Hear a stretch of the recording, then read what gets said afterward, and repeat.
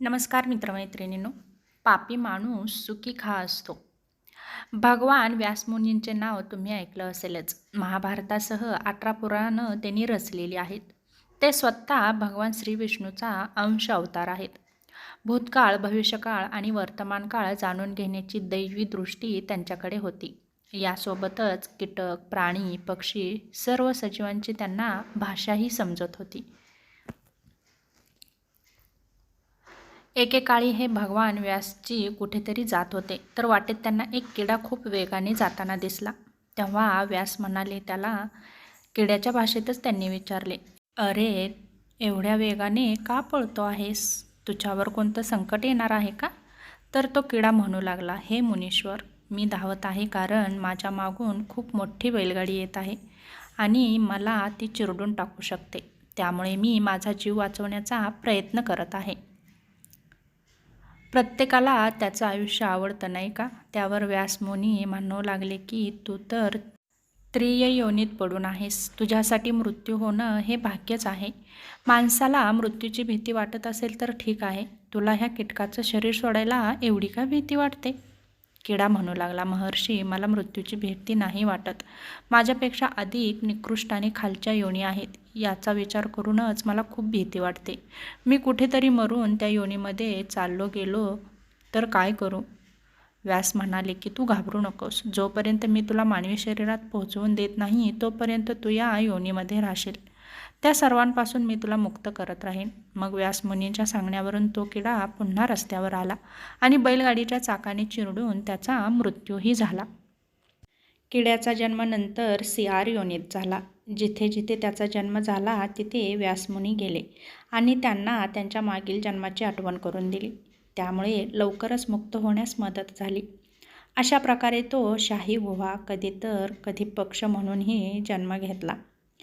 व्यासमुनी त्यांचा उद्धार करत राहिले. त्याचप्रमाणे चांडाळ, वैश्य, क्षत्रिय, नंतर ब्राह्मण झाला.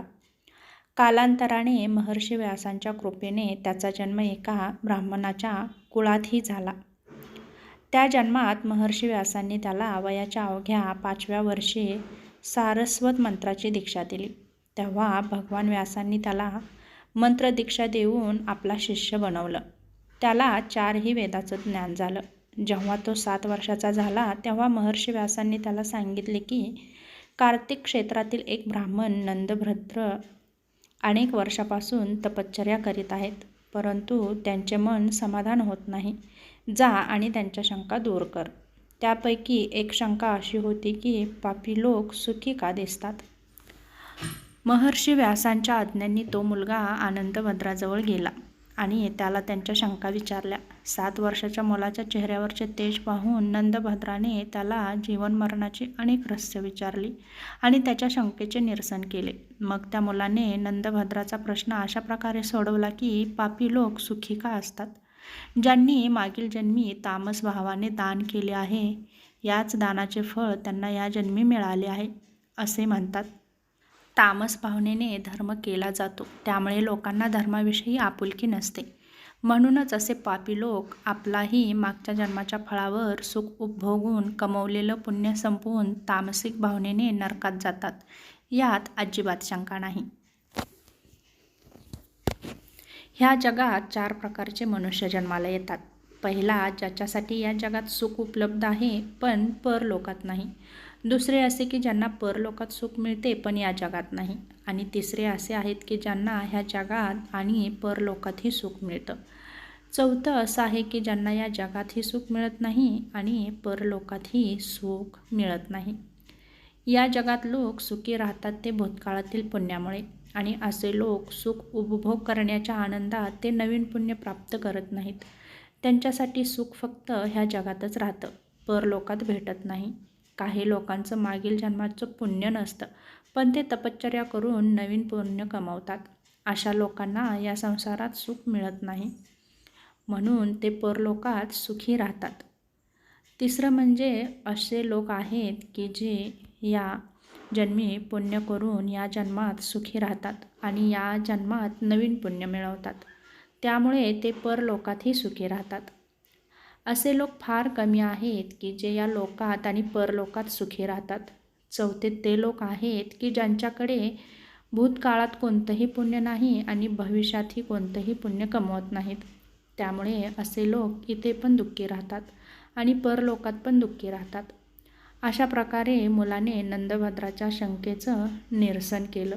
तेव्हा त्याला त्याच्या सर्व प्रश्नांची उत्तरं मिळाली. पापी लोक सुखी का असतात? अजून एक रोचक गोष्ट म्हणजे नंदभद्राचं शंकानिरसन करून ह्या मुलाने बहुतीर्थावर सलग 7 दिवस सूर्याचा मंत्र जप करताना शरीराचा त्याग केला. तोच मुलगा पुढच्या जन्मी ब्राह्मण योनीत कुशराव आणि मित्राचा पुत्र म्हणून पुन्हा जन्माला आला आणि त्याचे नाव मैत्रेय ठेवण्यात आलं. ते महर्षी मैत्री या नावाने प्रसिद्ध झाले. पुढे जाऊन मैत्रेय ऋषींच्या शापामुळे भीमसेनेने युद्धात दुर्योधनाची मांडी फोडून त्याचा वध केला होता. तेव्हा पापी लोक सुखी का असतात हे तुम्हाला नक्की समजलं असेल. तेव्हा हा छोटासा व्हिडिओ कसा वाटला नक्की सांगा. पुन्हा भेटू अशाच एका छोट्याशा व्हिडिओसोबत. तोपर्यंत धन्यवाद.